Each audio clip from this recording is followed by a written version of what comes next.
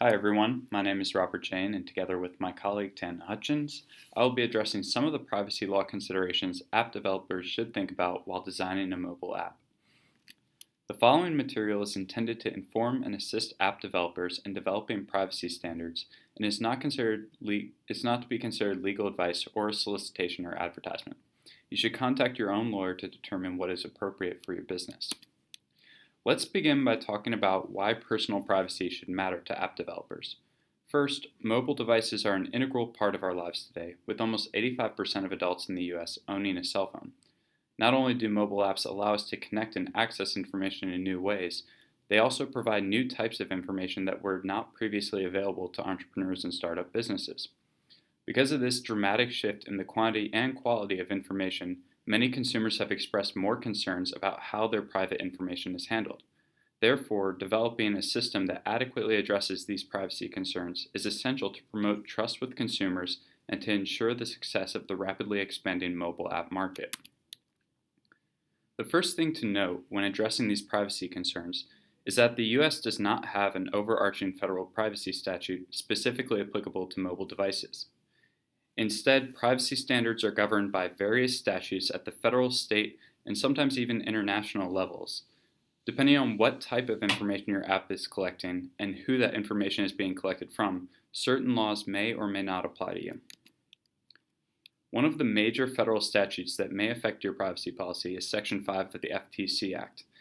This law gives the Federal Trade Commission broad authority to bring federal enforcement actions against companies who fail to adhere to their stated privacy policies or those that fail to adequately inform consumers about how their personal data is being stored.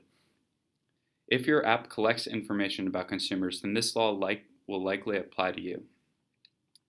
In addition to the FTC Act, there are various federal laws governing the treatment of certain types of specific information.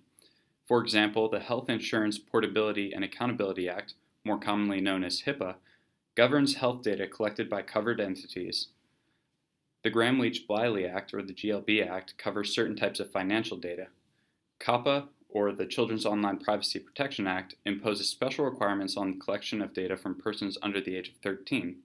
And the CAN-SPAM Act imposes special requirements on unsolicited email or text messages. If your app involves these types of data, you may have special obligations with regard to how that information is collected and processed. Many states also have privacy and data protection laws that allow the state attorneys general to bring enforcement actions similar to the FTC Act.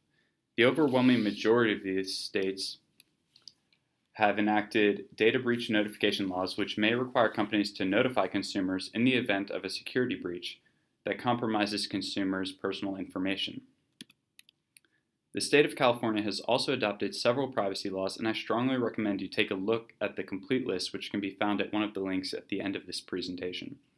One law specifically applicable to mobile app developers is California Business and Professions Code 22575 through 579, which requires providers of online services to conspicuously post a privacy policy on its website and to comply with that policy.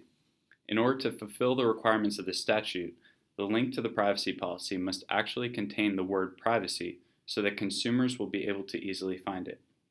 The statute also imposes additional obligations on developers to disclose what types of information will be collected, how it will be used, and who is able to access that data. With the legal background in place, I will hand things over to Dan, who will provide some advice for drafting your privacy policy, as well as some recommendations for sound privacy practices to assist your company in addressing these concerns. Hi, so as stated on the slides, we're going to go through a couple key terms first. So first is personally identifiable information. This is fairly self-explanatory. It's any data that can be linked to a person or persistently linked to a mobile device, data that can uniquely identify a person via information or a device via unique identifier. It can be user-identified data or user-entered data, and automatically collected data. So some examples are geolocation data, financial info, medical info, passwords, contacts, children's information, etc. Basically anything that you would not want companies to know about you for extended periods of time.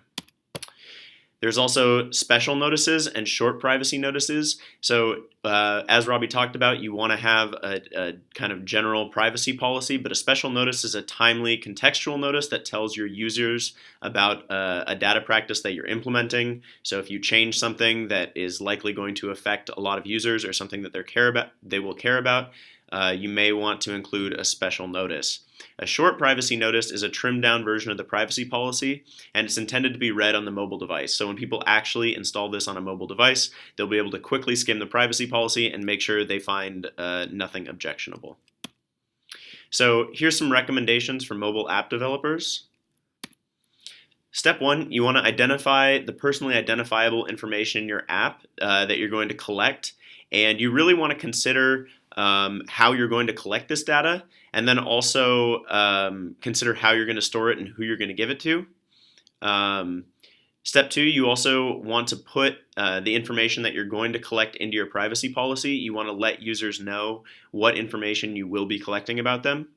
Step 3, you want to clearly label your privacy policy with the word privacy. As Robbie stated, there's a California statute that requires this, and so you don't want to be in violation of the statute. Step 4, you want to update your privacy policy to constantly reflect changes that you make. You want your privacy policy to actually reflect your data retention practices. This is really important because you can get in trouble for having a privacy policy that is inconsistent with your data collection practices. So one way to do this is to create a checklist or a matrix to determine what you're doing with the data that you're collecting and actually figure out what data you are collecting. And you really don't want to retain any unessential data. So, the questions you can ask yourself are, is the data type necessary for the app's basic functionality? Is it necessary for business reasons? How will you use the data? Will it be necessary to store the data on the device, on your servers? How long will you need to store the data on your servers? How will you share the data with third parties? How will third parties use the data, etc.? These are all important things to take note of because they affect your privacy policy.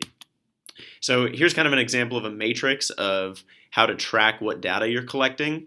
And so, you can put an X in whatever box is applicable or fill it in however you would like, whatever makes it easy for you to track the data you're collecting from the user. So here's some suggestions for adopting sound privacy practices. A lot of these were proffered by the California Attorney General. So as I said, the California Attorney General's office has provided several recommendations to assist app developers in designing fair information privacy practices, or FIPS. You can get more about this from the California State Attorney General's office, and the website is right there. But we're going to burn through it really quickly here. So the FIP 1 is to be transparent. You don't want your users to be surprised with the data you're collecting about them. So you want to make sure that the policies are available to the users before they download the app and accessible within the app, and to keep the privacy policy up to date. You also want to draw the user's attention to data practices that may be unexpected or involve sensitive information. So the second FIP is limiting data collection and retention. As we said earlier, you only want to collect and retain essential data. There's no reason for you to have personally identifiable information that you don't need. Additionally, if you collect information about people under the age of 13, you may have to have additional obligations under federal law. So it's important to note that. You want to use security safeguards for all personally identifiable information, so this includes password protection and encryption, and you want to limit the number of people in your organization that have access to this personally identifiable information. So the last FIP is you want to be accountable. You want to train employees in privacy, know of any changes to the law, and frequently revisit your privacy policies. And so these are just general suggestions proffered by the California Attorney General's office. If you do all of these things, you'll probably be in pretty good shape. Here's some notes as to where we got all of our information. As you'll see, there's different footnotes in the slides. These address those. And here's a list of additional resources that you might want to take a look at while building your privacy policy.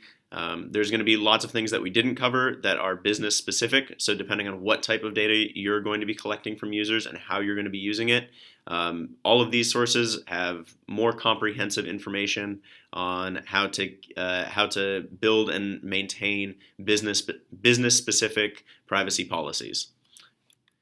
Thank you very much. That's the end of our presentation.